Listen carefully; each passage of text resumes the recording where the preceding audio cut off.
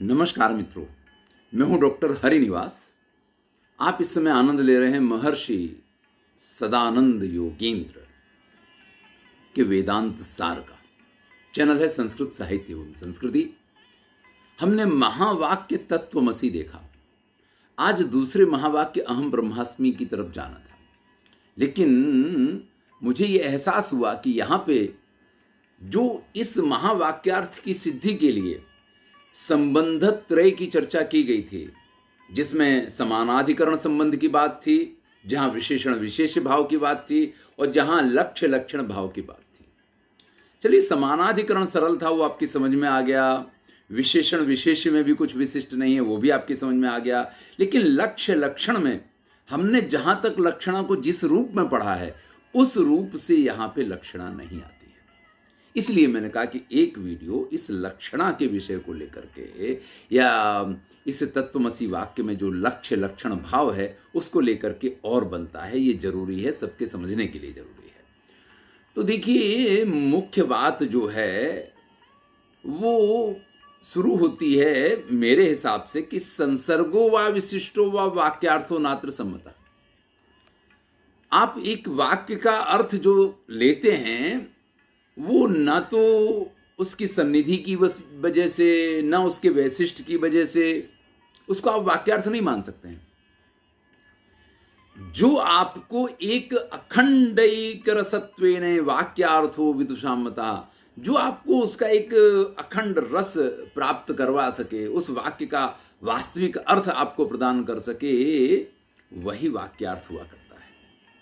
यही कारण है कि शब्द से उत्पन्न होने वाला जो वाच्यार्थ है वो तो कहीं हमारे साहित्य में और हमारी संस्कृति में बहुत ही गौण हो गया है।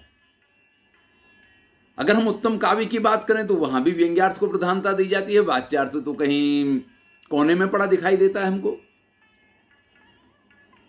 तात्पर्य यह है कि शब्द अपने अर्थ को, जिसको हम संकेतित अर्थ कहते हैं, जिसको हम साक्षात अर्थ कहते हैं, उसको जब व्यक्त करता है तो उस अर्थ में अगर आपको अखंड एक रस की प्राप्ति नहीं होती है तो फिर स्थिति ये आती है कि भाई ये अर्थ तो ठीक है, वाक्यार्थ नहीं है, ये शब्दार्थ हो सकता है।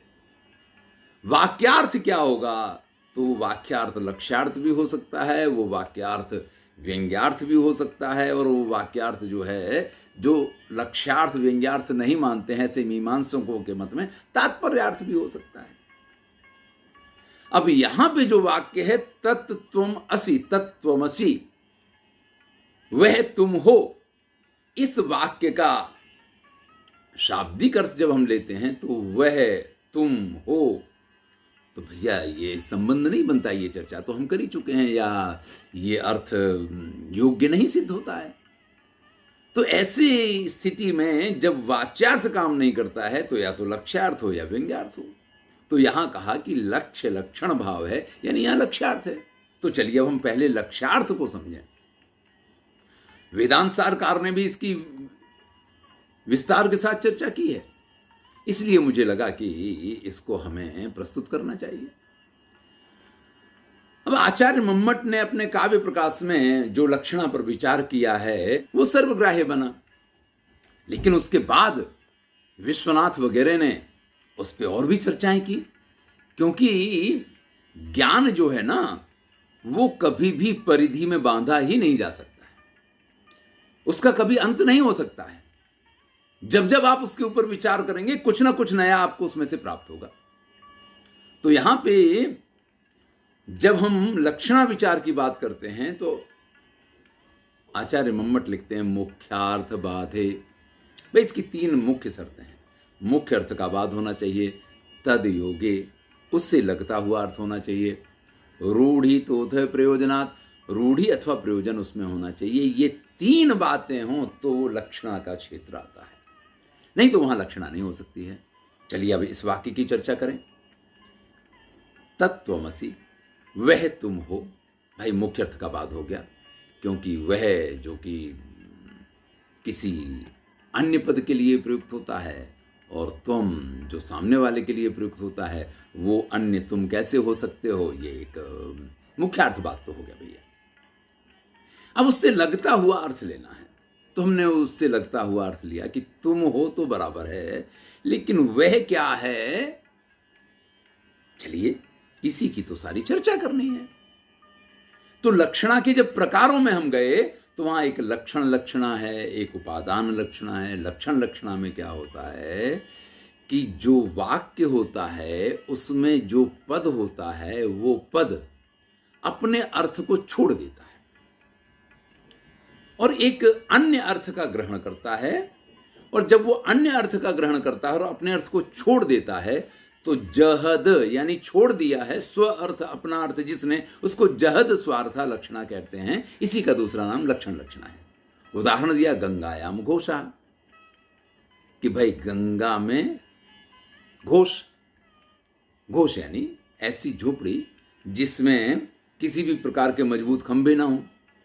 तो भाई ये गंगा नाम है प्रवाह का, और प्रवाह में तो झोपड़ी हो नहीं सकती है। तो उन्होंने कहा कि भाई गंगा शब्द का अर्थ हम छोड़ देते हैं और हम तटे घोषा, गंगा तटे घोषा ऐसा अर्थ ले लेते हैं।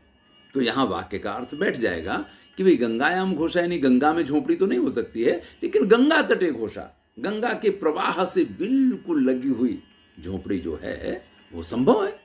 तो हमने यहाँ लक्षण लक्षणा का प्रयोग किया, हमने जहद स्वार्था लक्षणा का प्रयोग किया, जहाँ गंगा शब्द का जो प्रवाह अर्थ है कि प्रवाह में झोपड़ी, वो प्रवाह अर्थ कहीं छोड़ दिया गया और उसके स्थान पे एक नया अर्थ ग्रहण किया गया कि गंगा तटे घोषा, किनारे पे झोपड़ी, जहाँ की वो संभव है।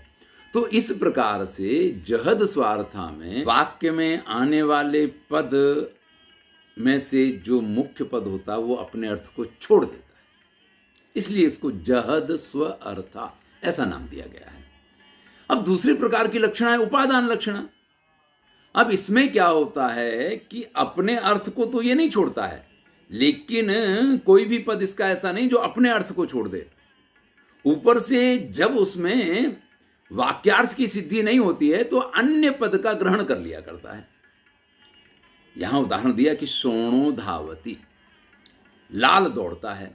अब लाल जो है ना वो तो रंग है, और रंग के तो हाथ पैर नहीं हो सकते हैं ना, वो तो कार्य नहीं कर सकता है। तो सोणो धावती यानी लाल रंग दौड़ता है, ये तो बात नहीं बनती है। तो उन्होंने सोणो अश्वः धावती, तो अश्व पद का ग्रहण किया। सोणो नहीं छोड़ा, धावती नहीं छोड़ा, और अश्व पद का ग्रहण किया, और एक वाक्य तैयार हुआ कि सोणो अश्वः धावती। अब उसका अर्थ मुख्यार्थवाद जो था कि लाल नहीं दौड़ सकता है, तो लाल रंग का घोड़ा दौड़ सकता है, हो गया। यहां आपको वाक्यार्थ मिल गया। लेकिन ये वाक्यार्थ में जो पद था उसने अपने अर्थ को छोड़ा नहीं है, दूसरे पद का ग्रहण किया है, इसलिए अजहद नहीं छोड़ता है जो स्व अर्थ अपने अर्थ को, इसको अजहद स्वार्था लक्षणा कहते हैं। अजहद स्व अर्था लक्षण लक्षणा में क्या था, जहद छोड़ देता है जो स्व अर्थ अपने अर्थ को, उसको जहद स्वार्था कहा था, और इसको जो अपने अर्थ को नहीं छोड़ता है अजहद स्वार्था लक्षणा कहा गया।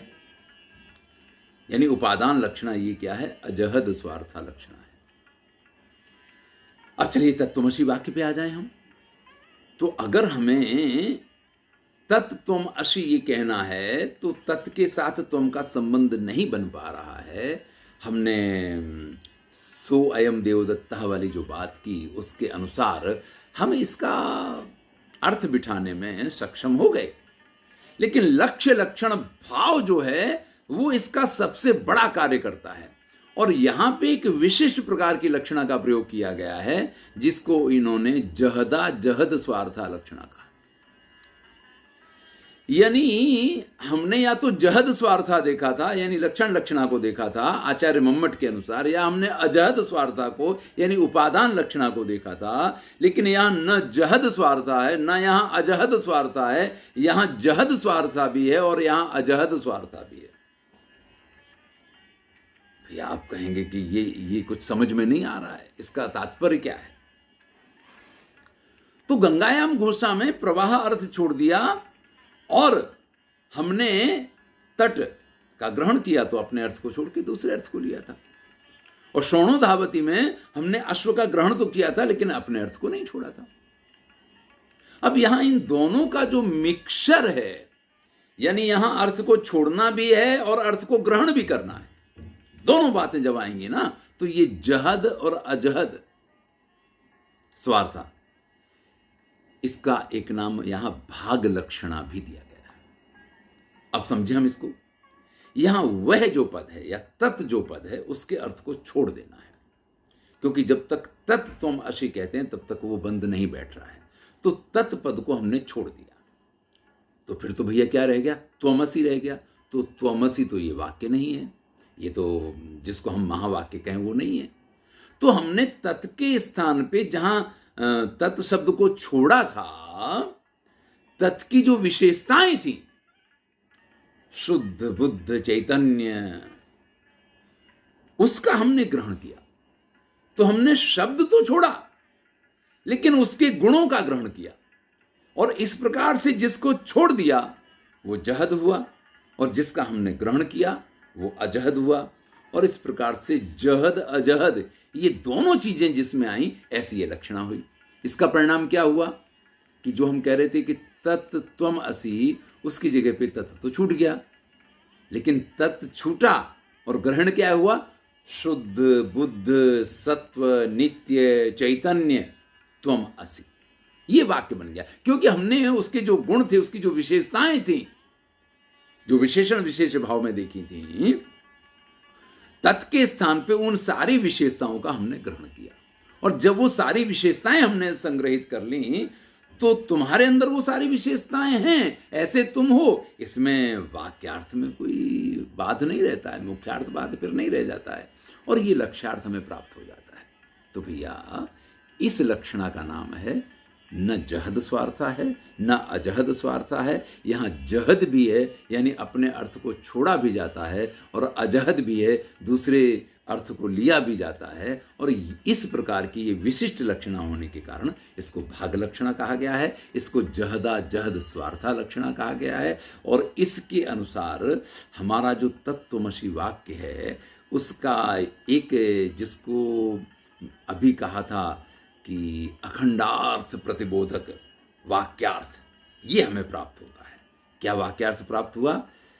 तत् को छोड़ा तो उसकी जगह पे हमने लिया शुद्ध बुद्ध नित्य सत्व चैतन्य त्वम असि, ऐसे तुम हो। तो भैया यही तो है, यही तो तत्वमसी का उपदेश था कि वह तत्व यानी वो ब्रह्म जिस प्रकार से शुद्ध बुद्ध नित्य सत्व चैतन्य है, उसी प्रकार से त्वम असि तुम भी हो। और ये जो अर्थ महावाक्य सिद्ध करना चाह रहा था, या महावाक्य में गुरु जो बात अपने शिष्य को समझाना चाह रहा था, ये जहदा जहद स्वार्था लक्षणा के कारण वो बात एकदम स्पष्ट हो जाती है। और फिर जो है हमें इस महावाक्य का, तत्त्वमसी महावाक्य का जो वास्तविक अर्थ है, जो सीधा अर्थ है, वो हमें लक्ष्यार्थ के रूप में इतना सुंदर प्राप्त होता है कि वो अखंड अर्थ का प्रतिबोधक होता है, अखंड अर्थ को देने वाला होता है। और ये अर्थ जब हमें प्राप्त होता है तो हम एक विशिष्ट आनंद की अनुभूति करते हैं, और यही वाक्यार्थ का सबसे बड़ा महत्व होता है। ध्यान दीजिएगा, जहां से मैंने इस वीडियो की शुरुआत की थी, हम वहीं पहुंच रहे हैं कि कोई वाक्य जब बोला जाता है तो उस वाक्य में सन्निधि क्या है, आकांक्षा क्या है, योग्यता क्या है, इन सब का अपना महत्व तो है।